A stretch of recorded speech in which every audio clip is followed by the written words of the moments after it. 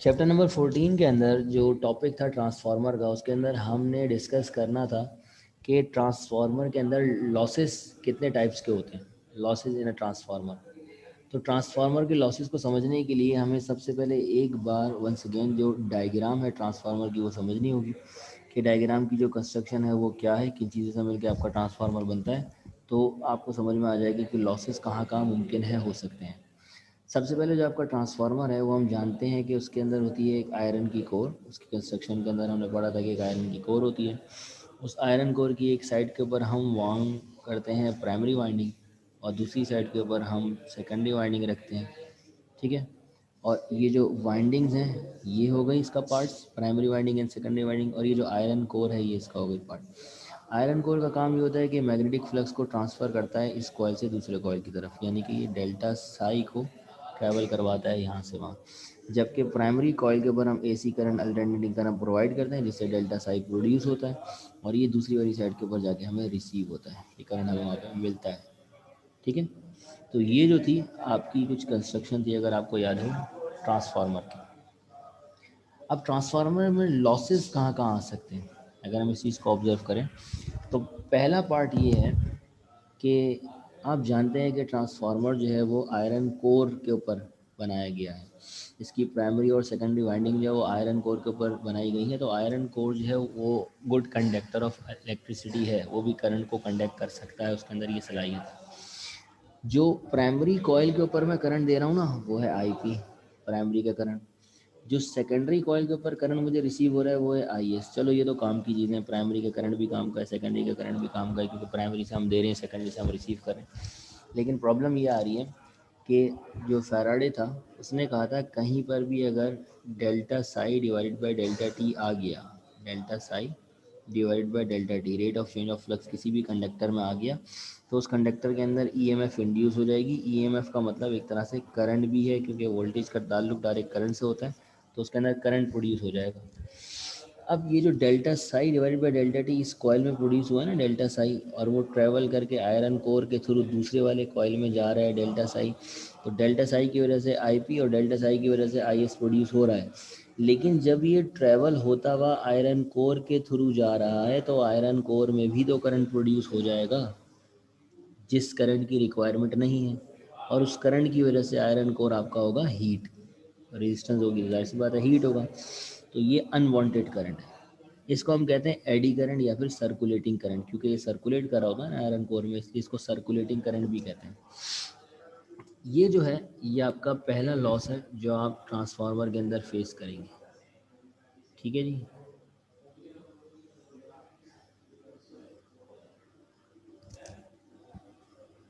अच्छा, अब अगर बात की जाए एडी करंट लॉस की तो क्या है? Eddy current are circulating current which is included on the surface of the coil due to the change of the magnetic flux in a coil. This produces heating effect and reduces the amount of transfer to the secondary coil. इसकी वजह से heat produce होती है, तो ज़्यादा से ज़्यादा जो करंट है वो दूसरी साइड पर ट्रांसफ़र नहीं होता। To avoid this loss core is laminated, that is एक थिन शीट होती है, मॉड ऑफ थिन शीट, और soft iron is separated by thin layer of insulating varnish. क्या करते हैं कि उसके ऊपर जैसे आप कवर चढ़ा देते हैं ना रजिस्टर के ऊपर, तो रजिस्टर छुप जाता है, इसी तरह आयरन कोर के ऊपर एक शीट चढ़ा लेते हैं जो कि इंसुलेटिंग होती है, वो कंडक्ट नहीं कर सकती है, delta psi upon delta T travel करता है, करंट फ्लो नहीं कर पाता, तो उससे हम इसको सिर्फ अवॉइड कर सकते हैं। ठीक है। दूसरी तरफ अगर हम चलें, दूसरे लॉसेस कौन से हैं कंडक्टर के अंदर, ट्रांसफार्मर के अंदर, वो है आपका आई स्क्वायर आर लॉसेज। इसको आई आर लॉसेज भी कहते हैं, आई स्क्वायर आर लॉसेज भी कहते हैं। ये आई आर लॉसेज क्या होते हैं कि हम जानते हैं कि कोई भी चीज़ जो है ना वो सुपर कंडक्टर नहीं है। अगर ये मेरे पास एक कॉइल है, ठीक है, और इसमें से करंट गुजर रहा है आई, ठीक है, तो इस कॉइल की कोई ना कोई रेजिस्टेंस होगी आर, और उसकी वजह से आई स्क्वायर लॉसेज, यानी कि पावर जिसको हम कहते हैं पावर होती है, ये पावर लॉस होगा, और भी लॉस होगा हीट की वजह से। अगर एक बंदा जो है वो एक जगह से दूसरी जगह जाना चाह रहा है, बीच में उसको फ्रिक्शन मिलती है, तो फ्रिक्शन जो है वो उसकी मोशन को अपोज करती है, तो वो इतना आसानी से मूव नहीं कर पाता जितना वो विदाउट फ्रिक्शन मूव कर सकता है। तो करंट इसके अंदर मूव करना चाहता है, लेकिन कुछ ना कुछ रेजिस्टेंस होगी। माना कि हमने सबसे बेहतरीन कॉपर वायर यूज़ कर लिया, लेकिन उस बेहतरीन कॉपर वायर की भी कुछ ना कुछ रेजिस्टेंस तो होगी, और उसकी उस रेजिस्टेंस की वजह से क्या होगा कि हीट प्रोड्यूस होगी, और जो हीट प्रोड्यूस होगी फिर वो हमारे काम में रुकावट बनेगी, इतना अच्छा करंट ट्रांसफ़र नहीं हो पा रहा होगा। तो अगर मैं वाइंडिंग जो यूज़ कर रहा हूँ प्राइमरी और सेकेंडरी में, सुपर कंडक्टर तो यूज़ कर नहीं सकता, जो कंडक्टर हमारे पास अवेलेबल है वही बेस्ट से बेस्ट यूज़ कर सकता हूँ। तो मुझे क्वालिटी को इम्प्रूव करना होगा इस किस्म के लॉसेस को ओवरकम करने के लिए। तो ये आपके आई स्क्वायर आर लॉसेस कहलाते हैं, जो प्राइमरी और सेकेंडरी वाइंडिंग में पाए जाते हैं। पिछला वाला जो एडी करंट लॉसेस था वो आयरन कोर में पाया जाता था। ठीक है जी, ये जी समझ में आई। तीसरे नंबर पे आपके पास आता है फ्लक्स लिंकेज। अब ये फ्लक्स लिंकेज क्या है कि देखें, ये है मेरे पास प्राइमरी कॉइल, ठीक है, यहाँ पैदा हो रहा है डेल्टा साई, और ये है मेरे पास सेकेंडरी कॉइल, यहाँ ट्रांसफ़र हो रहा है डेल्टा साई। कितनी भी कोशिश कर लें, जहाँ पर प्रोडक्शन हो रही होती है ना, उतनी डिस्ट्रीब्यूशन आप नहीं कर सकते। उतना ही फ्लक्स जितना यहाँ पर उतना ही आप इसको दे दें, ये पॉसिबल नहीं है। गैप की वजह से, दूर होने की वजह से कुछ ना कुछ तो डिस्टेंस है ना, तो फ्लक्स वीकर होता जाता है, कमज़ोर होता जाता है, और ज़्यादा दूर चले जाए तो बिल्कुल ज़ीरो भी हो जाएगा फ्लक्स। तो कॉइल को मैं भले ही कितना करीब कर लूँ, लेकिन जो प्रोडक्शन हाउस है जहाँ पर प्रोडक्ट हो रहा है आपका फ्लक्स, उसके मुकाबले में कभी भी ये इक्वल नहीं होगा जहाँ पर आप डिस्ट्रीब्यूट करने के लिए जा रहे हैं।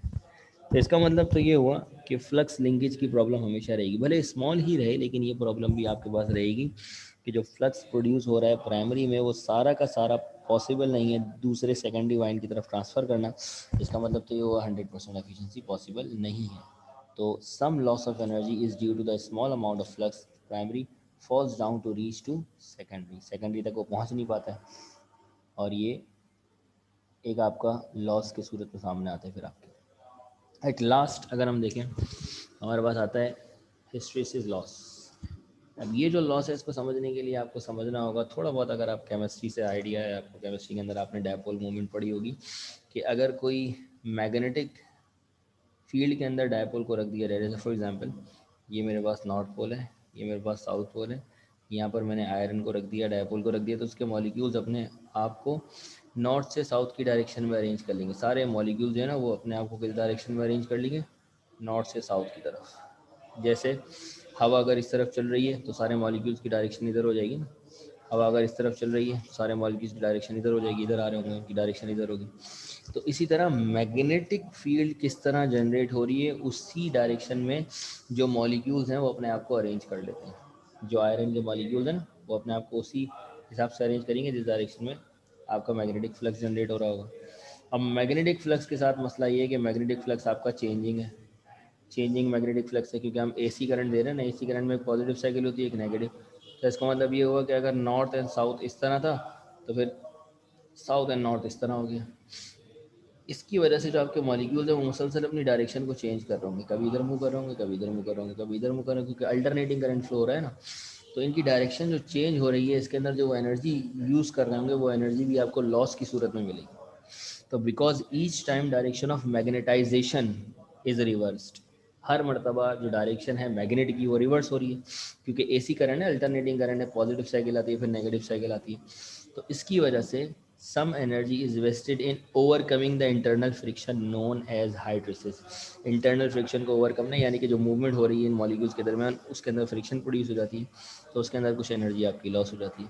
This loss is reduced by using special alloy for core material. तो कोर मटेरियल आप यूज़ कर रहे हैं ना आयरन की कोर, उसको अगर आप एक खास मटेरियल अलॉय बना लें, आयरन का ना यूज़ करें, एक अलॉय मतलब आयरन के साथ थोड़ी सी मिक्सिंग करके यूज़ कर लें, तो उससे फिर वो एक बेहतरीन आपका बन जाता है मैग्नेटिक मटेरियल, पैरामैग्नेटिक डिवाइस, जो कि डायपोल मूवमेंट के अंदर जो फ्रिक्शन है उसको कम से कम करता है। ये इसका रिड्यूस करने के लिए बस अलॉय यूज़ करते हैं, मतलब प्योर आयरन यूज़ ना करें, मिक्सिंग यूज़ करें। तो ये आपके 4 टोटल लॉसेज हैं जो हमने पिछली क्लास में डिस्कस करें। ठीक है जी, क्लियर है ये चीज़। आज जो हमें डिस्कस करना है वो है आपका moving coil galvanometer. Moving coil galvanometer आपका क्या है?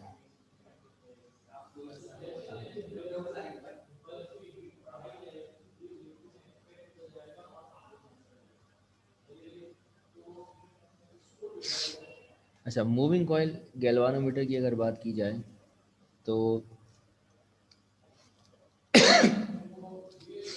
आपने अक्सर अपनी फ़िज़िक्स लैब के अंदर इस तरह की डिवाइस देखी होगी, इस तरह रखी हुई होती है डिवाइस फ़िज़िक्स लैब में, इस तरह एलसीडी टाइप होती है, छोटी सी होती है। यहाँ पर इसके पॉइंट्स होते हैं, यहाँ पर जी लिखा हुआ होता है और यहाँ पर एक पॉइंटर होता है और वो लेफ़्ट एंड राइट मूव करता है। इस तरह की एक डिवाइस आपकी फिजिक्स लैब में अक्सर व बेशतर पड़ी होती है। पेज नोट्स में मिल जाएगा, आइडिया नहीं है मुझे नॉन। अब जो ये डिवाइस है, ये डिवाइस आपकी कहते हैं गैल्वानोमीटर। ये करती क्या है, ये करंट को मेजर करती है। Moving coil galvanometer an electrical instrument use to measure the small amount of current. Current को मेजर करने के लिए ये डिवाइस आपकी इस्तेमाल होती है। इस डिवाइस के अंदर क्या क्या चीज़ें हैं जो काम की हैं या किस तरह ये वर्क करती है, ये हमें डिस्कस करना है। लॉन्ग के अंदर आपका सवाल आता है कि गैल्वानोमीटर की कंस्ट्रक्शन और वर्किंग को एक्सप्लेन करें और साबित करें आई जो है वो डायरेक्टली प्रोपोर्शनल है थीटा के। लेकिन उससे पहले हमें समझना ये होगा कि गैल्वानोमीटर जो हमारे पास डिवाइस मौजूद है, इसका वर्किंग प्रिंसिपल क्या है, इसको कैसे पता चलता है कि करंट इसमें से गुजर रहा है। इसका जो वर्किंग प्रिंसिपल है वो है आपका सिंपल सा, जो आपने चैप्टर नंबर 14 के अंदर पढ़ा है। चैप्टर नंबर 14 में अगर आप याद करें, अगर कॉइल को मैं मैग्नेटिक फील्ड में रख दूँ, इस तरह एक कॉइल मैग्नेटिक फील्ड में रख दूँ, तो इस कॉइल में से जैसे ही करंट गुजरेगा तो कॉइल क्या करेगा, रोटेट करेगा। ऐसा ही है ना। तो रोटेट क्यों करा, मैं आपसे पूछूँ। ये रोटेट इसलिए करेगा क्योंकि इसमें से क्या गुजरा है, करंट गुजरा है। तो इसका मतलब करंट को आप डिटेक्ट करवा सकते हैं। जैसे ही आपका कॉइल रोटेट हो, समझ जाना कि कॉइल में से करंट गुजरा है। मैग्नेटिक फील्ड में बस आपने कॉइल को ला के रखना है और इससे हम ये पता लगा सकते हैं कि करंट जो है वो गुजर रहा है सर्किट में से या नहीं। तो यही इसका वर्किंग प्रिंसिपल है। अगर आप गौर से देखें तो क्या लिखा हुआ है, it's underlying principle is the fact that when a current passes through a rectangular coil placed in a uniform magnetic field it experience a magnetic torque। वो रोटेट कर जाता है। ठीक है जी। अच्छा, अब इसके जो अगर गैल्वानोमीटर है, अगर वो मुझे बनाना है, तो गैल्वानोमीटर बनाने के लिए इसकी जो कंस्ट्रक्शन है वो क्या होगी, क्या क्या चीज़ें रिक्वायर्ड होगी। गैल्वानोमीटर बनाने के लिए जो चीज़ें आपको रिक्वायर्ड होंगी, उसके अंदर नंबर 1 पे आता है आपका U shaped permanent magnet with the cylindrical concave pole. आपको चाहिए होगा एक अदद मैग्नेट, क्योंकि मैग्नेटिक फील्ड के अंदर कॉइल को रोटेट कराना है, तो आपको एक कॉइल चाहिए होगा। कॉइल जो है वो आपको जो चाहिए होगा, उसको आपने किसी चीज़ के ऊपर लिपेटना है, तो एक सिलेंडर चाहिए होगा, आयरन का सिलेंडर, जिसके ऊपर आप कॉइल को रोटेट करेंगे। और फिर आपको एक पॉइंटर और स्केल चाहिए, जो स्केल जो है वो रीडिंग बताएगा, पॉइंटर जो है वहाँ पॉइंट करेगा कि कितना करंट गुजर रहा है। तो ये चीज़ें आपको लाजमी रिक्वायर्ड हो। अच्छा, अब अगर मुझे इसकी आपको वर्किंग एक्सप्लेन करनी है मूविंग कॉइल गैल्वानोमीटर की, तो आपको ज़रा इस डायग्राम को तसल्ली से समझना होगा। अगर ये डायग्राम समझ में आ गई तो समझे 90% काम मेरा कंप्लीट हो गया। ठीक है, क्योंकि सारा जो फिनोमेना है इसकी वर्किंग का वो सारा डायग्राम के अंदर मौजूद है। होता ये है कि ये है मेरे पास कॉइल और इसके दो एंड मान लेता हूँ। ये है मेरे पास बैटरी कनेक्ट कर दी मैंने पॉजिटिव टर्मिनल और नेगेटिव टर्मिनल से। इसकी वजह से इसके अंदर से गुजरा करंट। ठीक है, जैसे ही इसमें से करंट गुजरा, ये होने लगा रोटेट इस डायरेक्शन में, समझ करो इस तरह रोटेट होने लगा। ये जो रोटेट हो रहा है, इसके इस जगह के ऊपर जो फिक्स पॉइंट है, पिवट पॉइंट है, यहाँ पर मैंने रख दिया है उठा के। अच्छा जी, थोड़ा लाउड हो रहा है। यहाँ पर मैंने ला के उठा के रख दिया है, एक मिनट, यहाँ पर मैंने ला के रख दिया एक अदद पॉइंटर। और ये पॉइंटर क्या करेगा कि जैसे ही ये रोटेट करेगा, pointer left and right move करेगा। इस पॉइंटर को मैंने स्केल से कनेक्ट कर दिया, तो जैसे ही pointer left and right move करेगा, स्केल की मुख्तलिफ वैल्यूज़ पे जाके ये रुकेगा, जिससे पता चलेगा कि इस वक्त करंट कितना है। तो इसका मतलब ये हो गया, इस कॉइल की रोटेशन होगी करंट की वजह से, और इस रोटेशन को मैं कनेक्ट कर दूंगा पॉइंटर से, तो पॉइंटर स्केल के ऊपर रीडिंग मुझे बताएगा कि क्या है। तो इसके जो एसेंशियल पार्ट हो गए वो क्या हो गए, मैग्नेट हो गया। यहाँ पे आपको नज़र आ रहा है मैग्नेट, स्केल, पॉइंटर, कॉइल। अच्छा, स्प्रिंग भी बड़े काम की चीज़ है। अब होता ये है कि अगर मैंने सपोज़ करो ये कॉइल जो है ये ला के रख दिया मैग्नेटिक फील्ड के अंदर, और ये रोटेट करके चले गया सपोज़ करो 3 पे। अब ये वापसी थोड़ी आएगा, ये 3 पे जाके रुक जाएगा। तो इसने रीडिंग बता दी 3 एम्पेयर मिली एम्पेयर का करंट गुजरा है, लेकिन वापसी 0 पे नहीं आया जब मैंने करंट हटा दिया।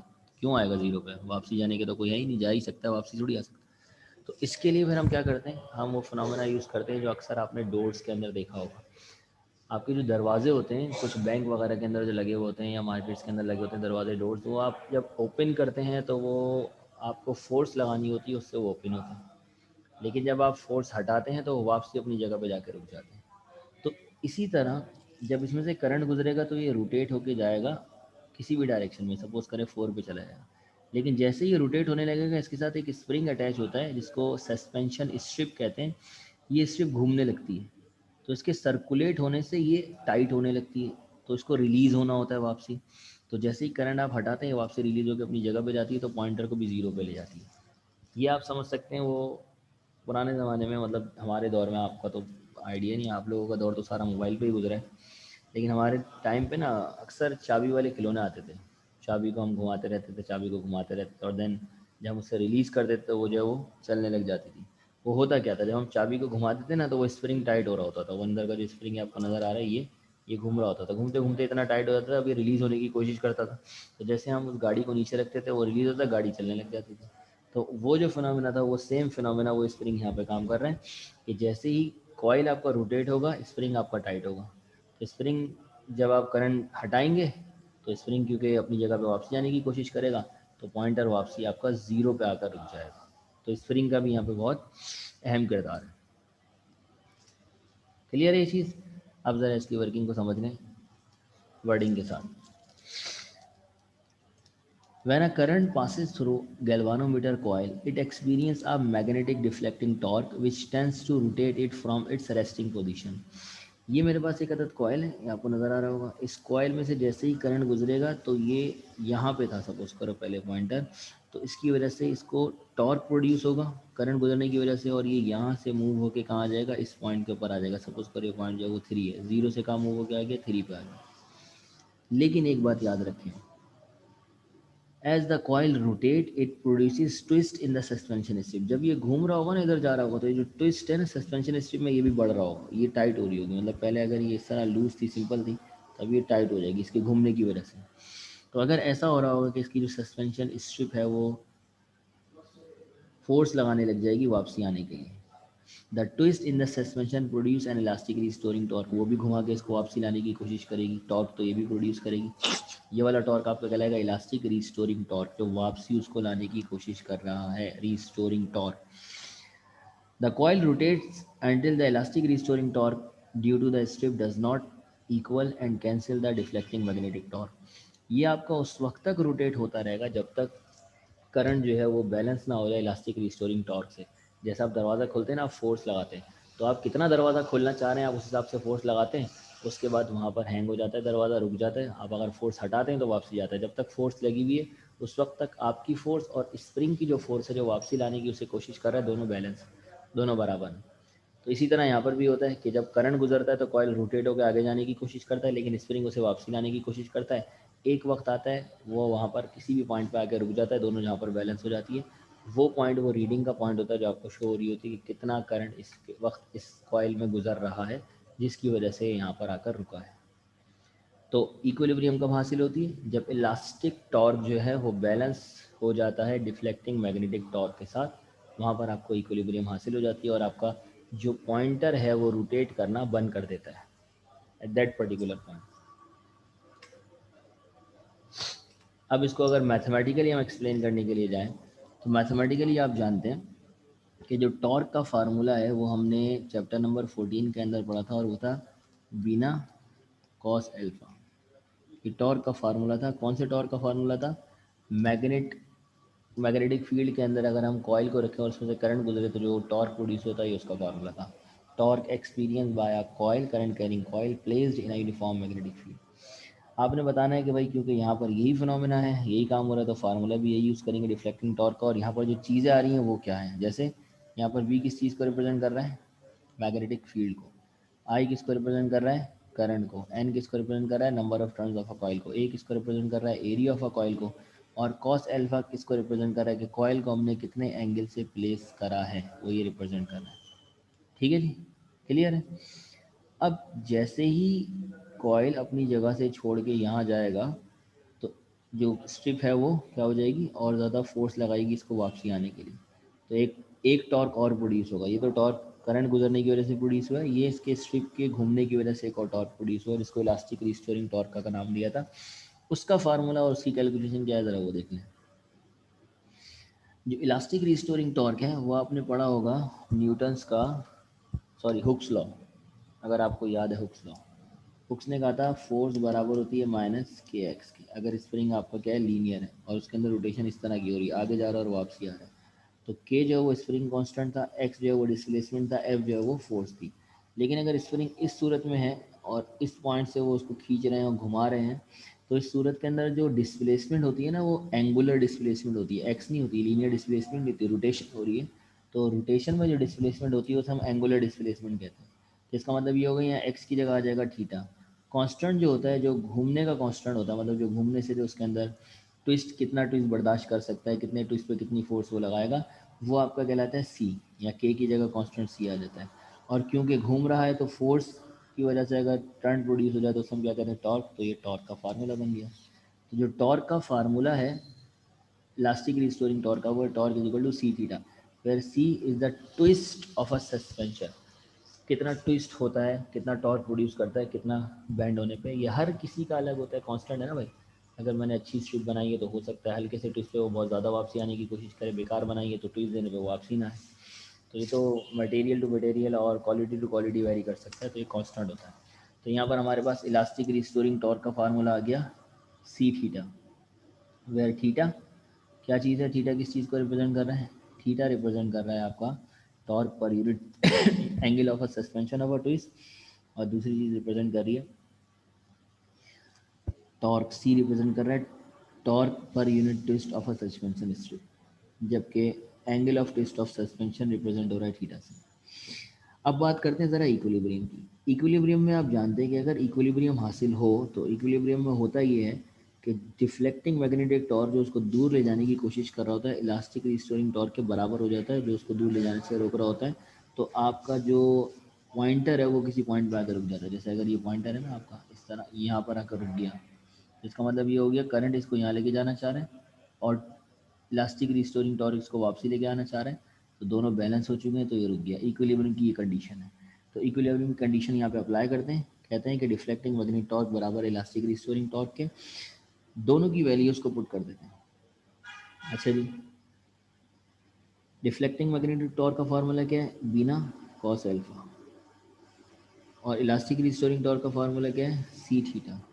ठीक है, अब ज़रा बात कर लेते हैं अल्फ़ा की, क्योंकि हमने मैग्नेटिक फील्ड को रेडियल रखा हुआ है, ठीक है, तो इस तरह की मैग्नेटिक फील्ड है, यूँ मैग्नेटिक फील्ड यूँ हर बार इस तरह होगी, पॉइंट करेगी हमेशा कॉइल के ऊपर। तो कॉइल और मैग्नेटिक फील्ड के दरमियान जो एंगल है वो हमेशा ज़ीरो होगा, मतलब कॉइल को हमेशा मैग्नेटिक फील्ड अपने पैरेलल मिलेगी, क्योंकि हमने उसको चारों तरफ से घेर के मैग्नेटिक फील्ड दिया, रेडियल मैग्नेटिक फील्ड रखी है। उसकी वजह से जो आपका अल्फ़ा होगा वो अल्फ़ा आपका 0 डिग्री होगा, और कॉस जीरो किसके बराबर होता है, 1 के बराबर होता है। तो इसका मतलब ये हो गया यहाँ पर जो ये फैक्टर आ रहा है कॉस एल्फा, ये ख़त्म हो जाएगा, इसकी जगह 1 आ जाएगा। तो फार्मूला नई इक्वेशन क्या बन जाएगी, B N A C theta, B N A is equal to C theta, ये आपके पास बन गई। अब ज़रा एक चीज़ और वेरीफाई करें, इन तमाम चीज़ों में जो आपके पास आ रही हैं, क्या क्या चीज़ें कांस्टेंट हैं जो कि आप चेंज नहीं कर सकते। देखें हमारे पास आ रहा है वी आई एन ए और सी और थीटा। देखिए वी जो है वो मैग्नेटिक फील्ड है, तो मैं बाज़ार गया, मैंने मैग्नेट ख़रीदा और उसकी कोई ना कोई मैग्नेटिक फील्ड ही वो मैंने ला के गैल्वानोमीटर में लगा दिया। तो अब क्या ये जो मैग्नेट मैंने ला के गैल्वानोमीटर में लगाया है, सपोज़ ये नॉर्थ पोल है साउथ पोल है, क्या इस मैग्नेट की मैग्नेटिक फील्ड जो है वो चेंज हो सकती है, परमानेंट मैग्नेट है तो जाहिर सी बात है नहीं चेंज हो सकती, ये तो हो गया कांस्टेंट। ठीक है, अब बात करते हैं नंबर ऑफ़ टर्न्स की। मैंने एक सिलेंडर लिया, ठीक है, एरिया उसका ए लिया, एक बार लिया ना, उसके ऊपर मैंने कॉइल को रोटेट कर दिया 4 टर्न के साथ। तो 4 टर्न्स के बाद मैंने गैल्वानोमीटर को बंद कर दिया, तो अब इसके टर्न्स को भी मैं चेंज नहीं कर सकता, जितने टर्न्स मैंने दिए उतने ही रहेंगे। एरिया को भी चेंज नहीं कर सकता, तो एरिया भी कांस्टेंट है, नंबर ऑफ़ टर्न्स भी कांस्टेंट है, बी भी कांस्टेंट है, और सी तो वैसे ही कांस्टेंट है, स्प्रिंग कांस्टेंट है। तो बची चीज़ें आई और थीटा। अब मैं आपसे सवाल करता हूँ क्या करंट कांस्टेंट है या थीटा कांस्टेंट है। तो देखिए करंट जो है वो तो हम मेजर्ड कर रहे हैं, तो अगर मैं 1 एम्पेयर का करंट दूंगा तो पॉइंटर ज़्यादा डिफ्लेक्ट होगा, 2 एम्पेयर का करंट दूंगा तो कम डिफ्लेक्ट होगा, तो ये तो कांस्टेंट हो ही नहीं सकता भाई, ये तो डिपेंड करता है आप कितना करंट इसको प्रोवाइड कर रहे हैं। बी उतना ही रहेगा, एन उतना ही रहेगा, ए उतना ही रहेगा, लेकिन कितना ये डिफ्लेक्ट होगा ये करंट पे डिपेंड करता है। तो करंट आपका वेरिएबल है। इसी तरह थीटा भी वेरिएबल है कि आपकी जो angle of suspension of twist है वो कितनी प्रोड्यूस होगी, जितना वो उसको लेके जाएगा आगे उतना ही वो थीटा आपका रोटेट होगा। तो इसका मतलब ये हो गया यहाँ पर बी, एन, ए और सी ये सब कांस्टेंट है। इसको मैं क्या बोल सकता हूँ, कांस्टेंट बोल सकता हूँ। ठीक है, तो बचा क्या, बचा सिर्फ आई और थीटा। तो मैथमेटिकली अगर मैं लिखना चाहूँ तो मैं लिख सकता हूँ B I N A C theta. तो I is equal to C divided by B I A into theta. जबकि ये सारी चीज़ें जो मेरी क्या है, कांस्टेंट है, तो मैं लिख सकता हूँ I is equal to constant theta. ऐसा करने से क्या हुआ कि ये इक्वल्स टू का साइन और ये जो कांस्टेंट आपको नज़र आ रहा है, अगर मैं इसको रिमूव करूँ तो इसकी जगह प्रोपोर्शनलिटी का साइन आ सकता है। तो आई जो है वो डायरेक्टली प्रोपोर्शनल हो गया किसके, थीटा पे। यही सवाल आपका पेपर में आता है। यहाँ मैथमेटिकल डेरिवेशन आप वेरीफाई कर सकते हैं कि देखें सिंस सी और B A N is a constant, hence हम इस कांस्टेंट को रिमूव करके इसकी जगह प्रोपोर्शनलिटी का साइन ला सकते हैं और इक्वल्स टू के साइन को रिमूव कर सकते हैं। ठीक है, बात समझ में आ रही। तो इससे साबित हो जाएगा कि जितना करंट गुजरेगा उतना ही सस्पेंशन स्ट्रिप के अंदर थीटा का चेंज आएगा। दोनों आपस में डायरेक्टली प्रोपोर्शनल है। Thus it prove that the current through a coil directly proportional to the angle of twist of the suspension. Clear है ये चीज़। अच्छा, अब जो है पेपर के अंदर जो सवाल आता है वही होता है, prove that the current through a coil is directly proportional to the angle of twist of the suspension. अब एक मसला हमारे पास ये आता है कि जो गैल्वानोमीटर है ना, ये बहुत ही small amount of current measure कर सकता है। उसकी वजह ये है कि करंट जा रहा है कॉइल को, और कॉइल को हल्का सा भी करंट मिलता है वो बहुत तेज़ी से रोटेट करने लग जाता है।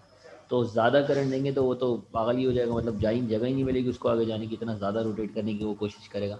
तो ये ज़्यादा करंट मेजर नहीं कर सकता, आपका जो गैल्वानोमीटर है ये ज़्यादा करंट मेजर नहीं कर सकता।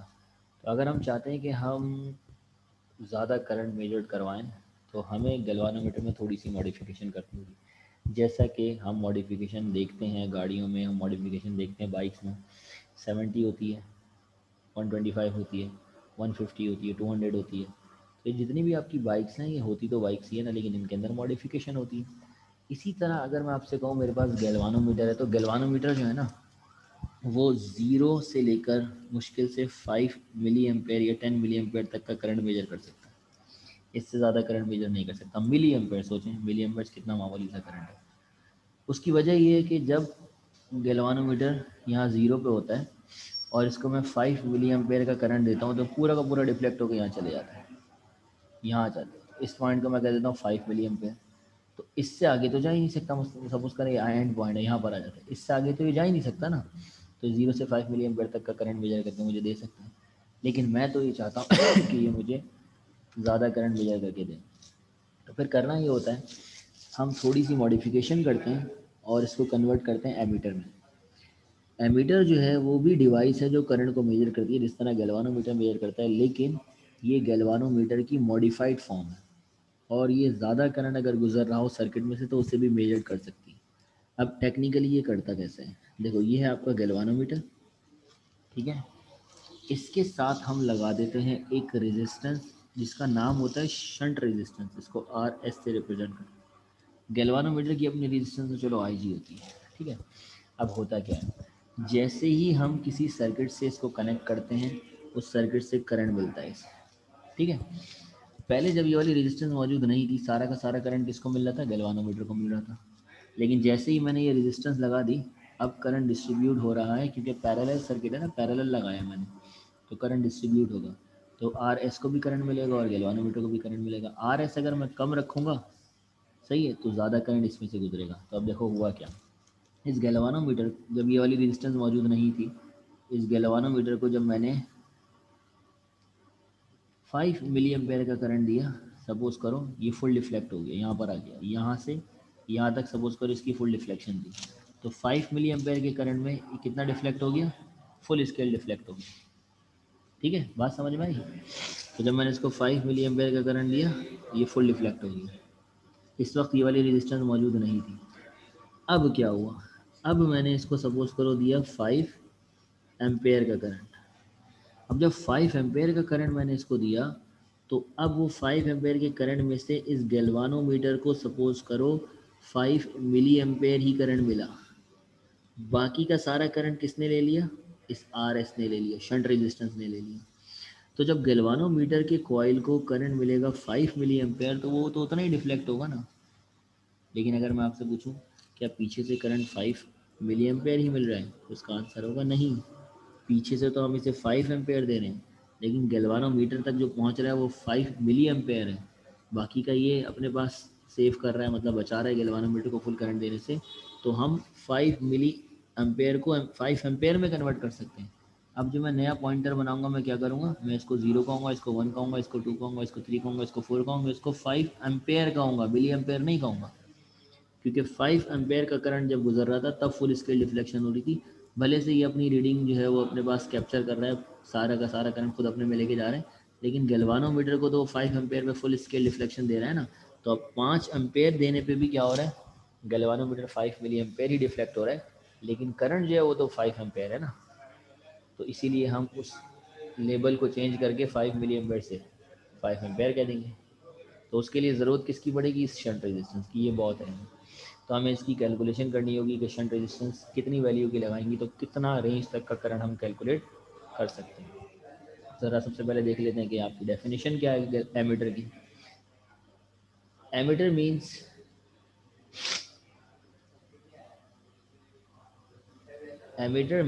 एम्पेयर मीटर, समझ में आ जाएगा आगे।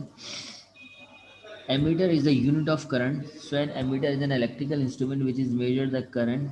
It is the modified form of galvanometer. Conversion के लिए क्या है, गैल्वानोमीटर के साथ अगर यहाँ समझ लें एक बार और कि जो टोटल करंट मैं इसको दे रहा हूँ वो है 10 एम्पेयर। इसमें से 1 एम्पेयर किसको मिल रहा है, गैल्वानोमीटर को, बाकी का 9 एम्पेयर किसको मिल रहा है, शंट रेजिस्टेंस को। तो गैल्वानोमीटर को नहीं पता कि कितना करंट है, वो 1 एम्पेयर से अपनी फुल स्केल रीडिंग यहाँ पे लेके जा रहा है, अपने स्केल को यहाँ से यहाँ ले जा रहा है। मैं इस पॉइंट को 1 कहने के बजाय 10 कह लेता हूँ, क्योंकि मुझे मालूम है मैंने पीछे से 10 करंट दिया है ना। ये टेक्निकल हम गेम खेलते हैं। तो वो जो 1 है गैल्वानोमीटर के लिए 1 है, लेकिन मुझे मालूम है 10 एम्पेयर का करंट गुजर रहा है। तो अब मैं जो मेजर कर सकता हूँ वो 10 एम्पेयर तक का करंट मेजर कर सकता हूँ। 10 एम्पेयर पे भी ये फुल स्केल रिफ्लेक्शन पे जाएगा, जैसे पहले 1 एम्पेयर पे डायरेक्टली जा रहा था। तो ये शंट रेजिस्टेंस का कमाल है कि 9 एम्पेयर इसने अपने पास सेव कर लिया। अब शंट रेजिस्टेंस का फार्मूला कैलकुलेट करने के लिए ज़रा वर्किंग देखिए। ये है मेरे पास गैल्वानोमीटर की रेजिस्टेंस, ये मैं मान लेता हूँ गैल्वानोमीटर की रेजिस्टेंस है आर जी, कुछ ना कुछ तो रेजिस्टेंस होगी कॉइल की, भले कम हो। और ये है मेरे पास शंट रेजिस्टेंस जो मैंने इसके साथ पैरेलल में लगाई है, इसको मैं कह देता हूँ आर एस। इसमें से जो करंट गुजर रहा होगा वो आई जी होगा, गैल्वानोमीटर का करंट। इसमें से जो करंट गुजर रहा होगा वो क्या होगा, आई एस होगा। इसके जो वोल्टेजेस होंगे वो वी एस होंगे, और इसके जो वोल्टेजेस होंगे वो वी आर होंगे, गैल्वानोमीटर के वोल्टेज।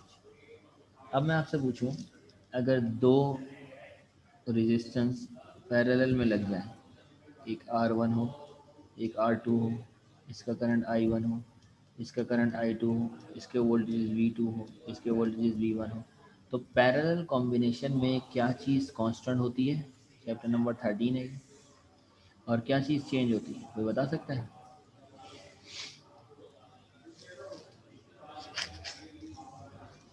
पैरेलल कॉम्बिनेशन में आपका जो वोल्टेज है वो सेम होता है, और करंट जो है वो क्या होता है, चेंज होता है। तो इसका मतलब ये हो गया जो V1 होगा वही V2 होगा, जबकि I1 और I2 चेंज होता है। तो टोटल करंट हमें निकालना होगा जमा करके I1 प्लस I2 करके, जबकि जो वोल्टेजेस होगा वो जो V1 होगा वही V2 होगा, ये जमा करके नहीं आएगा। हम डायरेक्टली कह सकते हैं जो V1 है वही V2 है, और ये टोटल वोल्टेज। तो ज़रा इस तरफ आ जाएँ, यहाँ पर आप देखें कि consider a galvanometer whose resistance is R G. हमने एक गैल्वानोमीटर कनेक्ट किया जिसकी रेजिस्टेंस जो है वो क्या है, आर जी है। Gives full scale reflection when I G current passes through it. जब उसमें से आई जी करंट गुजरता है वो फुल स्केल रिफ्लेक्शन देता है। To measure the maximum current of range I, मैं चाहता हूँ आई करंट गुजरने पे फुल स्केल रिफ्लेक्शन दे, आई जी पे ना दे, तो मॉडिफाई हो गया ना। तो मुझे इसके साथ लगाना होगा एक रेजिस्टेंस जो कि कहलाएगा शंट रेजिस्टेंस, और पैरेलल में लगाना होगा ताकि करंट डिस्ट्रीब्यूट हो जाए। पैरेलल में करंट डिस्ट्रीब्यूट होता है इसलिए। इन पैरेलल कॉम्बिनेशन हम जानते हैं कि वोल्टेज सेम होता है, तो इसका मतलब ये हो गया जो गैल्वानोमीटर का वोल्टेज होगा वही मेरी शंट रेजिस्टेंस का वोल्टेज होगा। कह सकता हूँ ना भाई कि भाई जो वी होगा वही मेरा वी होगा। ओम्स ने हमें एक लॉ दिया था, according to the Ohm's law voltage बराबर होता है आई आर के। Very interesting rule, V equals to I R. तो यहाँ पर आप ये कह सकते हैं कि जो v equals to I R है, यहाँ पर अगर मैं वी जी की जगह इसे प्लेस करने के लिए जा रहा हूँ तो वी जी में मेरे पास जो i है वो आई जी बन जाएगा, मतलब i की जगह मैं आई जी की वैल्यू रखूँगा जो यहाँ पर मौजूद है, और r जो है वो आर जी बन जाएगा, रेजिस्टेंस ऑफ अ गैल्वानोमीटर। तो इस वाली साइड के ऊपर we ji voltage of galvanometer की साइड पर हम लिखेंगे आई जी आर जी, जबकि वोल्टेज ऑफ शंट रेजिस्टेंस की जगह पे हम रखेंगे क्या क्या चीज़ें, आर एस और आई एस। तो यहाँ पर देखिए हमने प्लेस कर दिया आई एस और आर एस, तो ये आपके पास वैल्यूज प्लेस हो गई। ठीक है, यहाँ तक क्लियर है। अब हम क्या करेंगे, अब हमें करना ये है कि आई जी और आर जी तो गैल्वानोमीटर की रेजिस्टेंस और करंट है वो तो हमें मालूम होगा, लेकिन जो आई एस है जो शंट रेजिस्टेंस है उसका यहाँ पे रोल है हिडन। मतलब हम नहीं चाहते कि उसने कितना करंट अपने पास रोका है हम ये बताएं, हम तो ये बताते हैं कि कितना करंट हम सर्किट को सप्लाई कर रहे हैं, टोटल करंट कितना है। तो अगर आप ये चाहते हैं कि टोटल करंट पता चले तो आपको यहाँ से आई एस को रिमूव करना होगा। अब आई एस रिमूव कैसे हो सकता है, उसके लिए हम इस फार्मूले की मदद लेंगे कि जो टोटल करंट है वो बराबर होता है किसके, गैल्वानोमीटर के पास कितना करंट है प्लस शंट रेजिस्टेंस के पास कितना करंट है, टोटल करंट होगा। यहाँ से मैं आई एस की वैल्यू निकालता हूँ, इसकी वैल्यू निकालने के लिए आई जी को दूसरी तरफ भेज देता हूँ, तो मेरे पास हो जाएगा I minus I G is equal to I S. इसको उठा के मैं यहाँ पर बुक कर देता हूँ आई एस की जगह, क्वेश्चन नंबर 1 इसे बोल देते हैं। तो आई बराबर है आई जी प्लस आई एस के, और आई एस बराबर होगा आई माइनस आई जी के। Put in equation 1 we get, मेरे पास आ जाएगा I G R G is equal to I minus I G into R S. अब आप क्या करें, क्योंकि हमें आर एस की वैल्यू चाहिए, हमें ये पता करना है कितनी शंट रेजिस्टेंस लगाने से कितनी रेंज का हमारे पास गैल्वानोमीटर बनेगा, तो हम इस वैल्यू को डिवाइड में भेज देते हैं। जब ये डिवाइड में चले आएगा तो हो जाएगा I G divide by I minus I G, R S का फार्मूला आपके पास बन जाएगा। ये जो फार्मूला आपने ड्राइव करा है आर एस का, ये कहलाता है formula for the shunt resistance to convert galvanometer into ammeter. इस फार्मूले का फ़ायदा क्या है, इस फार्मूले का फ़ायदा ये है कि बगैर एक्सपेरिमेंट के अगर मेरे पास कोई गैल्वानोमीटर पड़ा हुआ है तो मैं इसको एमीटर में कन्वर्ट कर सकता हूँ और रेंज भी अपनी मर्ज़ी की ले सकता हूँ। अगर मुझे सपोज़ करो ये आई यहाँ पे रेंज है ना, मैं चाहता हूँ मेरा गैल्वानोमीटर 5 एम्पेयर के ऊपर फुल डिफ्लेक्शन दे, तो मैं यहाँ पे 5 रखूँगा। गैल्वानोमीटर की रेजिस्टेंस और करंट मुझे पता होना चाहिए, शंट रेजिस्टेंस की वैल्यू कैलकुलेट करूँगा, जो भी आंसर आएगा वो मैं मार्केट से जाके वो रेजिस्टेंस ख़रीद के लाऊंगा, यहाँ पर ला के प्लेस करूँगा। मेरा जो गैल्वानोमीटर है पहले अगर वो 1 एम्पेयर पे फुल डिफ्लेक्शन दे रहा था तो अब वो 5 एम्पेयर पे फुल डिफ्लेक्शन देगा, तो मैं मैक्सिमम अमाउंट जो है वो 5 एम्पेयर तक रेंज को ले जाऊँगा गैल्वानोमीटर। ये आपका कन्वर्जन होता है। अब इसी से रिलेटेड होते हैं आपके न्यूमेरिकल्स प्रॉब्लम जो पेपर के अंदर आते हैं। बाकी कन्वर्जन इसका वोल्ट मीटर के अंदर भी होता है, लेकिन वो थोड़ा अगले टॉपिक है, आगे इंशाल्लाह डिस्कस करेंगे। फ़िलहाल हमें जो मेन चीज़ें थी वो यही थी जो देखनी थी। अब यहाँ पर अगर इससे रिलेटेड कोई सवाल है तो आप लोग कर सकते हैं। चैप्टर नंबर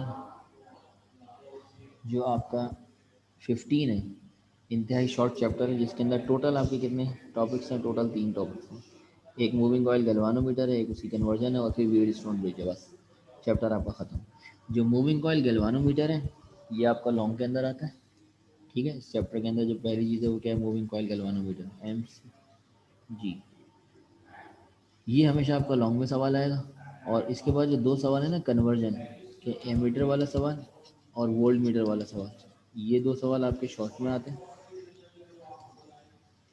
और फिर इसी से रिलेटेड प्रॉब्लम्स होती है जो पेपर में आती है। तो अगर आपके पास कभी प्रॉब्लम्स आ जाती है तो शॉर्ट में नहीं आता, शॉर्ट में आ जाता है तो प्रॉब्लम नहीं आती। और ये जो आपका कन्वर्जन है मूविंग कॉइल गैल्वानोमीटर का, ये बहुत बात आता है। शंट रेजिस्टेंस जो होती है ना बेटा, ये होती है आपकी रेजिस्टेंस जो पैरेलल में कनेक्ट की जाती है किसी भी सर्किट के। अगर ये एक रेजिस्टेंस पहले से है तो मैं इसके साथ एक रेजिस्टेंस और लाके लगा दूँ तो इस रेजिस्टेंस को शंट रेजिस्टेंस कहा जाएगा। तो ये रेजिस्टेंस हो गई गैल्वानोमीटर की रेजिस्टेंस, इसके साथ जो पैरेलल में रेजिस्टेंस है उसका नाम क्या है, शंट रेजिस्टेंस।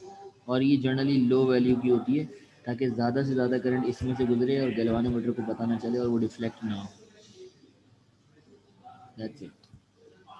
ठीक है जी, क्लियर है चीज़ें सारी?